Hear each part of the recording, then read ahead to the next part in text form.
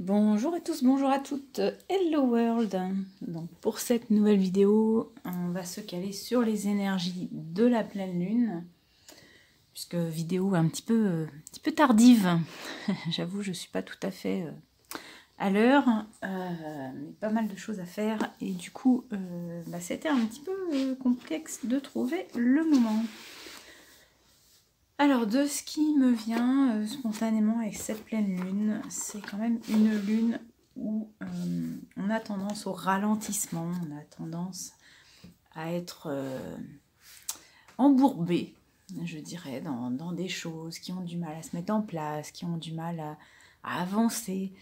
On a comme ça une lenteur qui s'installe, voire même presque une procrastination, où c'est un peu le côté facilité de « oh, je remets à demain ». Et pourtant, ça serait bien de travailler en ce moment. Alors, qu'est-ce que j'avais d'autre?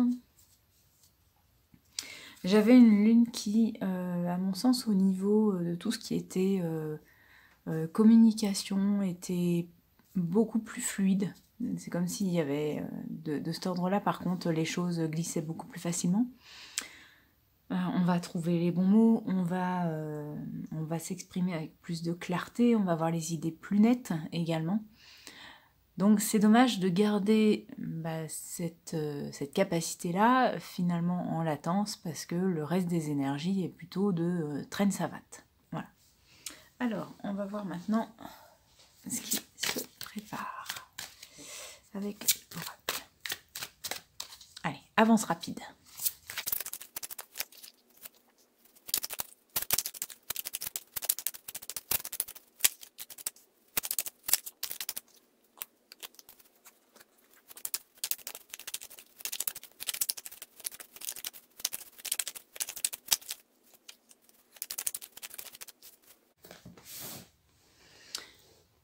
Allez, c'est bon, on démarre. Hop, je me remonte un petit peu les manches et c'est parti. Alors, ce que nous avons pour cette pleine lune. Donc on a déjà les énergies donc de la paix. Enfin, en tout cas la carte de la paix. On a la carte, je pense que c'est peut-être pour ça que on me rectifiait sur le fait que ce n'était pas les énergies de la paix, mais juste la carte de la paix. Pas pour vous. Et co-création. Alors, de ce qui me vient avec ces trois cartes-là, c'est accrochez-vous, bon courage. En fait, on va être dans un passage où, effectivement, on va être à la recherche de la paix. On va espérer tendre vers ça. Clairement, ce qu'on nous dit, c'est que ne faisons pas de plan sur la comète parce que c'est pas au programme. C'est vrai que déjà de base, on a quand même les énergies de la Toussaint là qui sont là, donc ça chalute pas mal, mais là ça vient confirmer que la paix, voilà, ça sera pas tout de suite. Et co-création, pour moi, c'est la notion vraiment où il y a deux clans, deux protagonistes, deux idées différentes. Et donc, tout ça, c'est plutôt pour nous indiquer qu'il va y avoir une grosse discussion, quelque chose d'extrêmement conséquent, pour prendre une décision, parce qu'il y a quelque chose d'extrêmement important qui ne convient pas.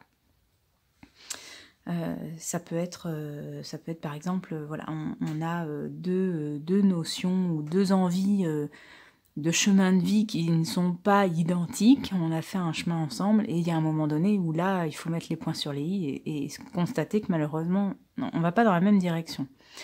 Ça peut être aussi, niveau travail, plutôt quelque chose de l'ordre de...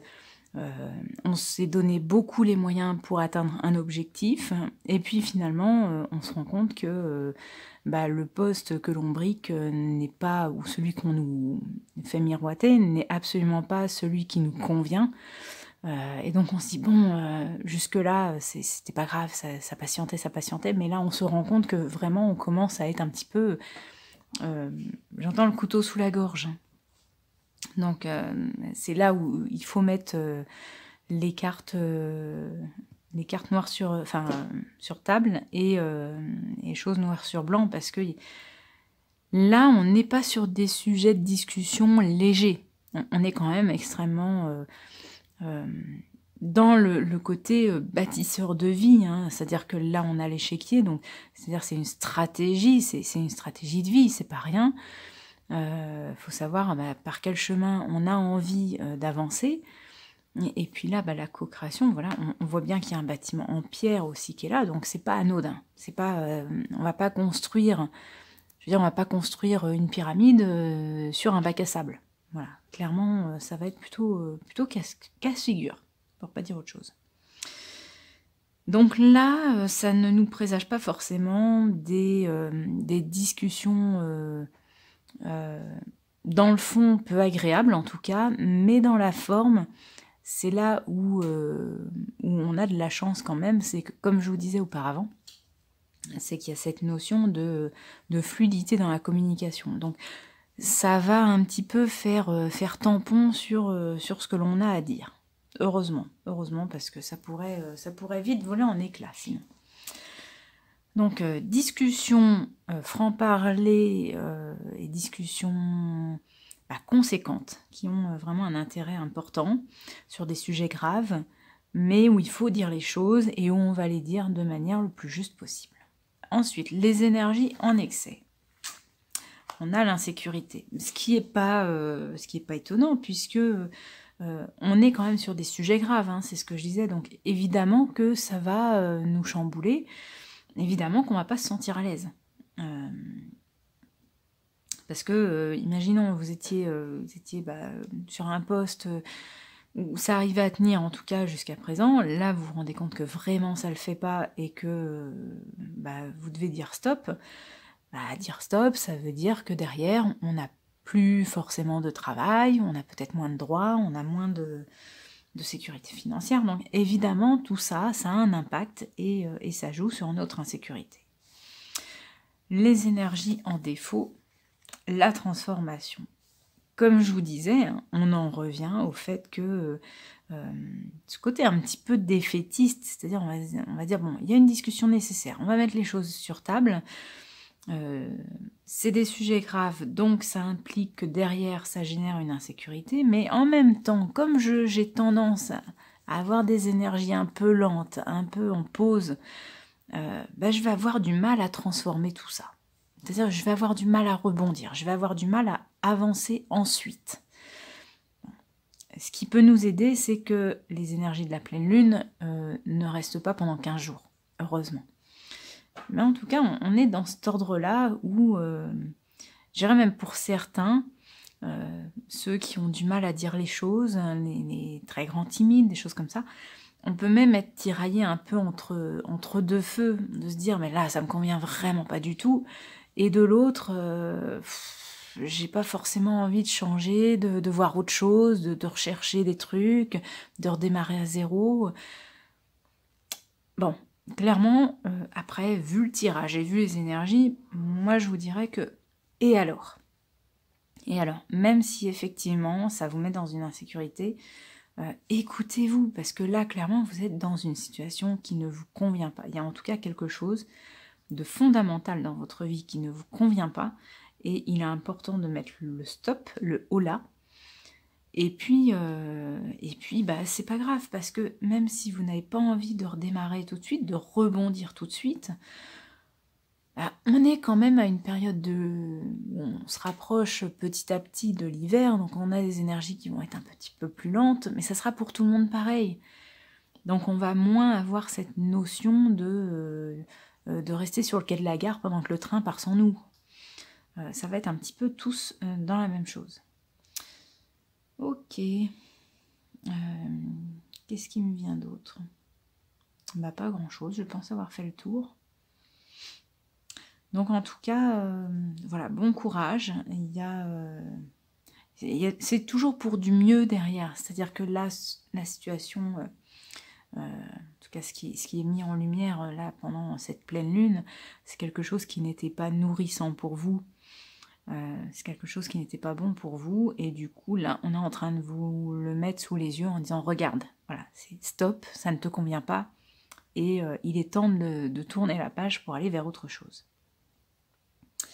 Donc effectivement, repartir de zéro, ça peut, quel que soit le domaine, hein, vous le savez, les tirages ne sont pas déterminés de ce côté-là, mais quel que soit le domaine, oui, ça va générer une insécurité, forcément, dans n'importe quelle forme. Insécurité au niveau d'un nouveau boulot, sécurité parce qu'on repart à zéro, ou on quitte une relation où peut-être c'était confortable, mais bah, ça va pas, donc on arrête. Et où est-ce qu'on va loger après, et qu'est-ce qu'on va faire après. Voilà, il y a plein de questions, en tout cas, qui peuvent être soulevées avec cette insécurité, mais pour autant, voilà. Et c'est pas parce que cette carte-là dit que les transformations sont en défaut qu'il n'y en a aucune. Je veux éclairer ça aussi, c'est parce que, mine de rien, il y en aura forcément une. Mais vous voyez là sur la carte, alors j'ai essayé de vous la montrer mieux. Hop, je ne sais pas si vous allez voir, mais on a des petits papillons et des petites chrysalides, des petites chenilles. En fait, c'est ça, c'est que ça va pas forcément tout se faire en un seul claquement de doigts. Ça va être par étapes. Vos transformations, eh bien là, ça va être le stade de chenille, vous allez faire les premiers pas. Et en tout cas, petit à petit, le chemin va s'éclairer. C'est-à-dire que petit à petit, vous allez savoir vers quoi aller, vous allez voir le chemin qui va se dessiner. Mais n'attendez pas, effectivement, la transformation, cling, du jour au lendemain. C'est pas parce que vous dites bah là le boulot me convient plus donc j'en change que de suite dans une semaine plus tard vous allez retrouver le boulot de vos rêves. C'est pas ce qu'on vous dit. Voilà. Donc maturez tout ça. Pareil, si vous êtes dans privé, dans quelque chose qui ne vous convient plus, bah, de dire voilà, on arrête là, c'est pas bon, c'est stop. Mais j'ai envie de dire, ne vous remettez pas tambour battant dans une nouvelle relation, parce que en fait là, c'est pas ce qu'on vous conseille. On est en train de vous dire, voilà, de prendre le temps de maturer l'après-décision. Voilà, je vous souhaite en tout cas de très belles énergies quand même sur la pleine lune. Et puis, pour ma part, je vous dis à très bientôt. Salut!